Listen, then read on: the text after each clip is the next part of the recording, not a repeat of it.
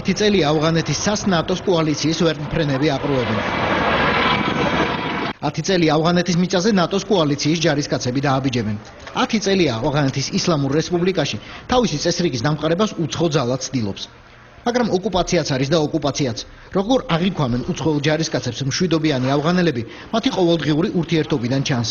რაკი მშობლები არ მალავენ თავიანთ შვილებს ამერიკელი ჯარისკაცებისგან, ესე იგი მათი შიში საერთოდ არ აქვთ. მაგრამ სიტყვა ოკუპანტი ავღანეთში მაინც არსებობს და პირველ რიგში 30 წლის წინანდელ წარსულს უკავშირდება.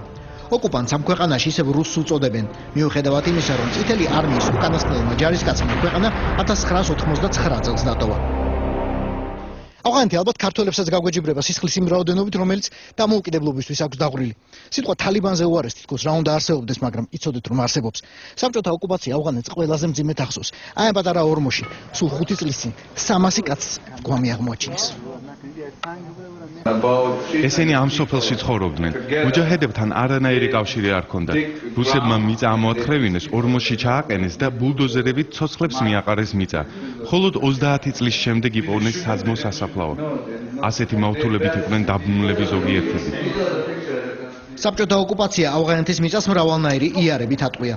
ძალიანაც უნდა წითელი არმიის ხსოვნას ქვა მიაგორონ, მაგრამ ჯერ ბოლომდე არ გამოდის. 10 წლიანი საბჭოთა ოკუპაციისგან რუსებმა ვერ ისწავლეს ვერაფერი, თორემ ნატომ 12 წელი გვიან ოპერაციის დაგეგმვისას ძალიან ბევრი რამ გაითვალისწინა. ავღანეთში ფეხის მოკიდებას უამრავი მეცნიერები და ჯერ კიდევ ანტიკური დროიდან. ალექსანდრე მაკედონელები, თემურლენგები, რუსები, აღმოსავლელები, დასავლელები ახლა დასავლეთთან ერთად ავღანეთში ქართველებიც არიან. აი საფა წოდებული კოალიციისთვის მთავარი გაკვეთილი დრო იყო. საბჭოთა კავშირი ავღანეთში იმისთვის შევიდა, რომ იქ სამუდამოდ დარჩენილიყო. ნატო ავღანეთში იმისთვის შევიდა, რომ იქიდან გამოსვლა მოემზადებინა. 10 წელი საკმარისი არ აღმოჩნდა. ჯერ წითელი ოკუპაციის შემდეგ თალიბების მიერ გაპარტახებული ქვეყნის დატოვების ვადა ჯერ არც გამოცხადებულა. ახლა ყველა 2014 წელს ელის, როდესაც უსაფრთხოების ძირითადი სიმძიმე ავღანურ არმიაზე და პოლიციაზე გადავა. 2014 წელი არ არის კარი, რომელშიც გავივლით და გამოვიხურავთ. ეს ერთი ნაბიჯია. საერთაშორისო ოპერაცია დასრულდება ამ დროისთვის, მაგრამ სამხედრო ძალები, რაც იმ მომენტისთვის იქნება საჭირო, დარჩება. იმისათვის, რომ სხერპლი, რომელიც გავიღეთ, არ დაიკარგოს და ავღანეთმა განაგრძოს წინსვლა.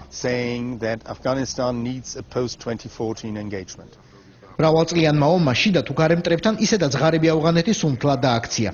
საბჭოთა ოკუპაციამ კი 2 მილიონი გვამისა და 7 მილიონი დევნილის გარდა 3 მილიონი ასეთი მსხვერპლი დატოვა. თალიბანმა და სამოქალაქო ომმა მათი რიცხვი მხოლოდ გაზარდა. Puli gინდა? Yes. ინგლისურად ლაპარაკობ? Yes. მამა ჩემი გიჟია.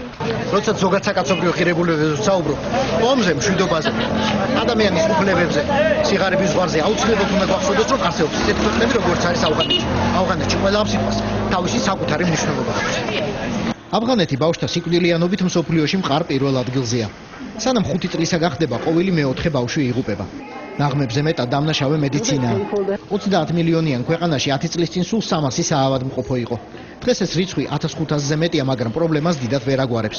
ქალების 82% მაინც სახლში მშობიარობს და როგორც შედეგი, ყოველ ნახევარ საათში ერთი მათგანი კვდება. Then after that we stimulate the babies. მალალაის საავადმყოფო ამ ქვეყნის დიდი მიღწევაა. ერთი იმით, რომ თანამშრომელთა 90% ქალია. თალიბან შემდგომი სამედიცინო განათლებით, რა თქმა უნდა. მაგრამ მთავარი ისაა, რომ შარშამდელი 25000-ზე მეტი მელოგინიდან მხოლოდ 14 დაიღუპა. მიუხედავად იმისა, რომ ადგილები კატასტროფულად აკლიათ. დღეში სულ ცოტა 80 ქალი მშობიარობს. მათგან 20-მდე საკეისრო კვეთით. ლოგინები ძალიან გვაკლია. თითოზე 2 ქალია და მათ 6 საათზე მეტი დროით ვეღარ ვაჩერებთ. ავღანეთში არც კაცად დაბადებაა სანატრელი, ქალობა კი საერთოდ ღვთისმსახურია. თალიბებმა მათი უუფლებობა იქამდე მიიყვანეს, რომ დასავლური ინტერვენციის ერთ-ერთ მორალურ გამართლებად ქალთა მდგომარეობაც იქცა.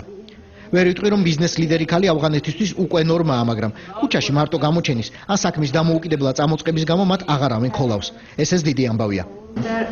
ეს ცენტრი ქალებმა ქალებისთვის შეუქმნით და ფერმების განვითარებაში ვეხმარებით. სასუქს ვაძლევთ თესლს, სამუშაო ინსტრუმენტებს, რომ თავი ირჩინონ. უკვე 3000-მდე მომხმარებელი ყავს. მათ ყველაფერს საბაზრო ფასებზე იაფად ვაძლევთ. ასე ითხოვს შარიას კანონი. მოგება უნდა დაგრჩეს, მაგრამ ცოტა. შარიას კანონი ძალაუნებურად ნატოს კოალიციაც ხელმძღვანელობს. ადგილობრივებთან საერთო ენის პოვნა და ნდობის მოპოვება ასე უფრო მარტივია. ეს კი თანამედროვე ოკუპაციის სიმბოლოა. ამერიკელი ჯარისკაცი ქალი ავღანური თავსაბურით. არ ღვევს ფორმას, სამაგიეროდ არ არღვევს ადგილობრივ ტრადიციას. შეიძლება პატარა დეტალია, მაგრამ რუსი ოკუპანტი ამას რომ არასდროს იზამს, არც ავღანელებს ესწავლებდა და არც სამწუხაროდ ჩვენ. არადა ბრმა უნდა იყო, არ დაინახო რომ ტაქტიკა ამართლებს. ქალთა ფერმერულ სკოლას, სადაც ახლა უმარტივესი საგნებით საქათმის აგებას ასწავლიან, მოსწავლეები არაკლია, ასაკისა და სქესის მიუხედავად. ნატოს კოალიციამ იარაღით ბრძოლი დაიწყო და ხელში რაც შერჩა, თავადაც ხედავთ. ბარდაკის პროვინციის ფერმერ მამაკაცთა სკოლაში მასწავლებლები ამერიკული ჯორჯიიდან გამოგზავნეს. საგანგებო ზოოვეტერინარული ჯარების ოფიცრები. სახელზე არ გაგეცინოთ. ავღანელთა გულის დაპყრობა გაცილებით მნიშვნელოვანი და რთულია ვიდრე მათი მიწისა. ლაბორატორია გვაქვს შემოტანილი და 3 პროვინციის ფერმერებს მომსახურებით. ცხოველები ხელოვნური განაყოფიერებისთვის მოჰყავთ, სამკურნალოდ და საკონსულტაციოდ. ადგილობრივთა თხოვნით დავიწყეთ არხების სისტემის შექმნა და ამაზე ძალიან დიდ რესურსს ვხარჯავთ. სამუშაოს თვითონ ავღანელები ასრულებენ. ვასწავლით ყველაფერს, რისი ცოდნაც შეიძლება დასჭირდეთ. ავღანეთსა და ავღანელებს უამრავი რამის ცოდნა სჭირდებათ. 10 წელი მხოლოდ იმის გახსენებას მოანდომეს, რომ დუნიაზე მათსავით 1390 წელი აღარ არის და რომ სანამ ავღანეთი იბრძოდა, ბევრი რამ მოხდა. ყველას თავისი გზა, თავისი ტრანსპორტი და თავისი ტემპი აქვს. ამ ქვეყანას კი წინსვლისთვის ალახმა ოკუპაცია მისცა.